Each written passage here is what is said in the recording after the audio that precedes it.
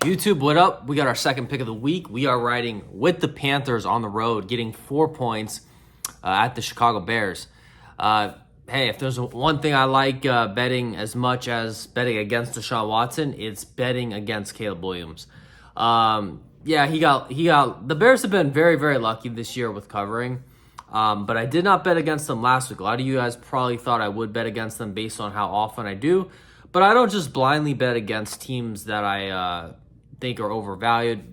A lot of things need to make sense. The team we're betting on needs to make sense.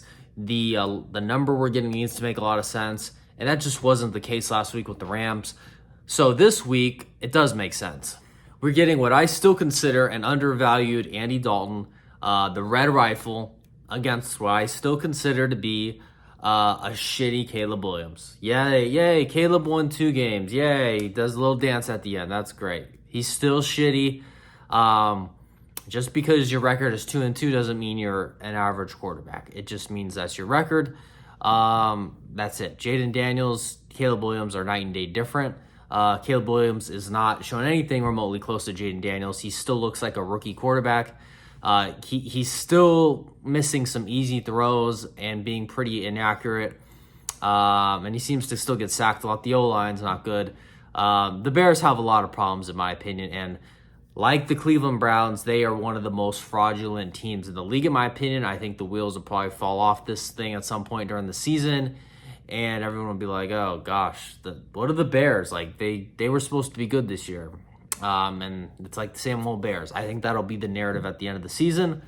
On the Carolina side, Red Rifle, I was high on him when he got the nod over Bryce Young, and I'm even higher on him right now. He actually looks really, really good in Canales' system. Going into the Carolina year, going into the year where Bryce Young, when I say going into the year, I mean going into his first start with Carolina this year. I had him as like an average quarterback, which was still more respect than the markets were giving him. They were giving him basically shit quarterback vibes or ratings based on the lines. Now, after actually getting to see him a couple games in with Canales' system, I have him rated as like a good quarterback. Like Andy Dalton is honestly playing elite level football right now. I'm not going to rate him as an elite quarterback. I'm going to need to see, more time go by. But right now, I'm rating him as a good quarterback. Like, obviously the first game, he lit up the Raiders' defense, just absolutely mauled. I know the Raiders don't have the best defense, but still, he was making elite throws in that game. You look at the Bengals game, that game was not as bad as the score seemed. Like, he played really well in that game. If you look at the score, you might see, okay, the Bengals won by 10 points, Panthers suck, yada, yada, yada. Not really a close game. That wasn't the case at all. I will say this, though. The Panthers' defense does suck, and I will address that in a second. But if you look at that game against the Bengals, and I mentioned this in my recap video, but if you didn't see that, the first drive of the game, the Panthers got stuffed 4th and goal on Cincy's 1-yard line. So there's a 7-point swing right there. So really, they scored 24 points. That would have been 31. I can't remember if I know Bengals won by 10. I can't remember if it was 31-21 or 34-24. Regardless, that would have been another touchdown. And, then the score looks a lot different. And to piggyback off of that, the Bengals, right before halftime, they took a shot. It was like basically third. I think it was like 3rd and goal. They had no timeouts left. There was no time left, basically. There was like 10 seconds. They throw a swing route. The guy looks like he's going to be tackled, and the Bengals aren't going to get any points. The guy slips in like the perfect way possible. It ends up fucking up the defenders that are about to tackle him, and he ends up rolling in the end zone.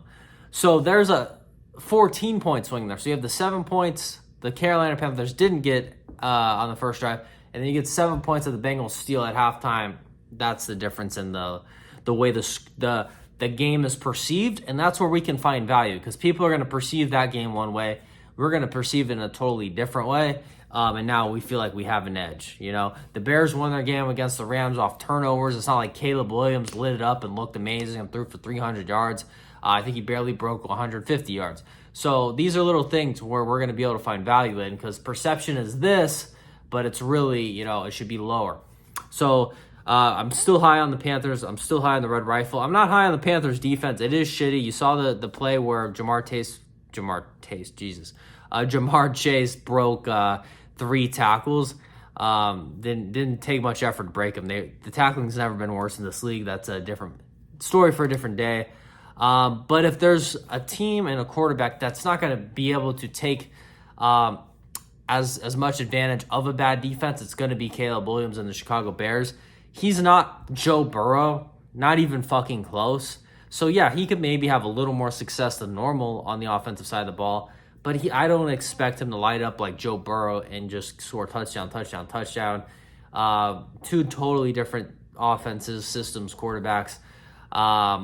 Yeah, so I expect this. Look, either team could win this game. If you're going to ask me who do I think is going to win, I'm leaning Panthers to win this game. But my main thesis on this game is that it's going to be a war. It's going to be a game that's very close, can go either way. And I say this all the time when we have games like this. I like to be getting points through key numbers. So we're getting a +4. That's a key number. So if the game ends in 3, we win. If the game ends in 4, we push. That's a pretty good spot to be in.